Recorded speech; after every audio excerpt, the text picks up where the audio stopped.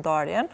Ajo tha që vendimi ka qenë ime dhe familja e ka mirë prit. Dhe më thonë e ka pas mbështetjen e familjes tërkuan për ndarje dhe kjo vret edhe në video të saj që tërkuan e i qëndrojnë afer që shpas ndarjes saj, si motra, vëllau, babaj, bile tash po thonë që Jashari është babaj i hatit, për shkak që videot janë zëvendësuar në vend Jashari më ka blet, dhe më thonë janë babi më ka blet tash të tjerat. Po besoj që edhe shumicën prej tyre janë reklam që hati mërin vetë me i siguru. Një vajzë shumë e zonja, shumë energjike, që pëlqet shumë nga audienca dhe normalisht që jo dhe mësdëshmërisht duhet Jashari me qenë ose një Jashar tjetër pranë saj që hati me arrit qëllimet e saj. Ama është shumë që di që martesën baka po them që e ka qitë poshtë me një video duke thonë që ishte gënjeshtër. A nuk ishte gjë e martuar, ishte gënjeshtër.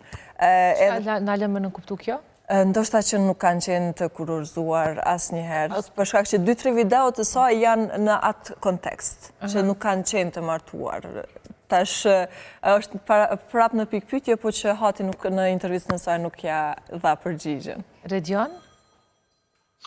Ajo nuk ka dhënë detaj, ai ka ndarë para ca kohësh një video ku e kemi parë nuse, nuk ka dhënë detaj, ka qenë shumë e matur, shumë e kufizuar le të themi në aspektin e ndarjes, duke mos lënë në fajt dikë apo veten e saj për një marrëdhënie që nuk shkoi deri në fund dhe që janë ndarë.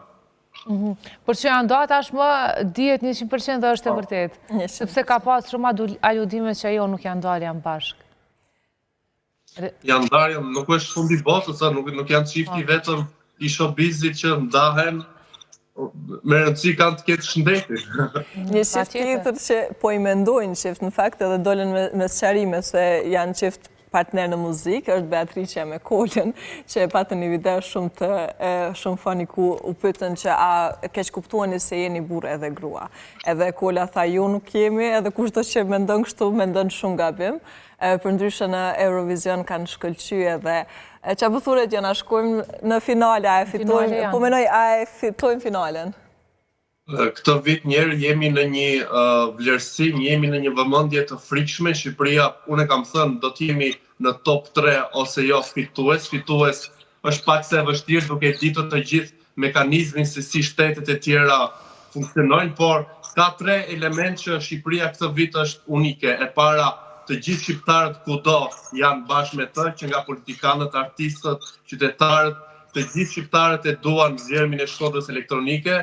Këngëtarët, le të themi shtetet pjesëmarrëse, e kemi parë video që kërcejnë zgjermin në natën e parë, dhe nga ana tjetër fancat e mbar Europës janë të çmendur duke e rritur zgjermin dhe duke e bërë me shifra, le të themi ndër videot më të shikuara në Instagram jemi në vendin e parë me shikime, në YouTube po ashtu jemi ndër vendet më të shikuara, në sondazh jemi në top 3 dhe në baste jemi në vendin e 5 në finale. Pra ka shumë gjasa që të arrijet një sukses. Ne e dim që kjo është pak edhe një garë politike, nuk është vetëm artistike fatkeqësisht, kështu ka qenë çdo herë dhe të shohim, këtu pak a shumë mundemi me kuptu dhe si qëndron Shqipëria në raport me miqësitë evropiane, pikërisht nga Eurovisioni, por që padyshim rol shumë të madh ka edhe kënga, se po të mos vlerësohet kënga, nuk ka se si të jetë tutjem. Shumë e vërtet, po qysh në debutimin e kësaj kënge, është pëlqytje për shumë. Jo vetëm nga populli shqiptar anë mban, po ka ndalë plot video ku është pëlqyer nga audienca e krejt botës, kështu që kemi shpresa. E pash edhe ishtë përkthyer nga një artist i ri, kështu i rrjeteve sociale, kishtë përkthyer edhe anglisht, me qenë se kënga është interpretuar, është publikuar vetëm në gjuhën shqipe. Dhe kjo me siguri ka bërë shumë kurioz me kuptu se çka ka në rreshtat e Beatrice, apo? Beatrices. Shkodrës elektronike. Që me të vërtet, unë jam shumë impresionuar edhe me krijimtarinë e tyre që e kanë ndër vite, veçanërisht me këtë këngë. Fantastike. Kemi, po shkojmë të qiftet, kemi tashmë rastin e famshëm botror, po kalojmë pak të një lajm ndërkombëtar që nuk mundemi me te i kalu, është rasti i P. Diddyt ku dje pat gjykimin, edhe ka një video e tmerrshme që u shpërnda ku shihet në të, në fakt unë nuk e kam pa, po për shkrimi i saj ke që shihet duke e torturu ishte dashën e tij. e cila tashmë ka marrë 30 milion euro për mos me dëshmu në gjyq, e pavarësisht marrjes së paras ka dëshmu prapë. Edhe kjo po... Nga kush ka marrë atë para nga...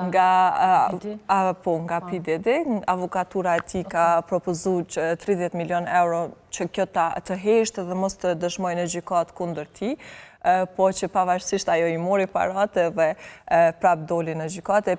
Kjo u cilësu si një veprim i menqër edhe në fakt u duar trukit nga audienca, po themi e rrjeteve sociale, për shkak që pas daljes e videos nga krejt ato situata që kjo ka kalu, thanë që i meriton edhe ato 30 milion, po edhe të dëshmoj kundër të ti. Me në vedet ka që një video të mërshme, besoj që kjo është arsyeja që asë nuk e keni sjellë sot në mëngjes, sepse është unë vetë nuk e kam shikuar. Shumë e ndihshme me po, dhe shpresojmë që nuk do të shohim gjëra të tilla.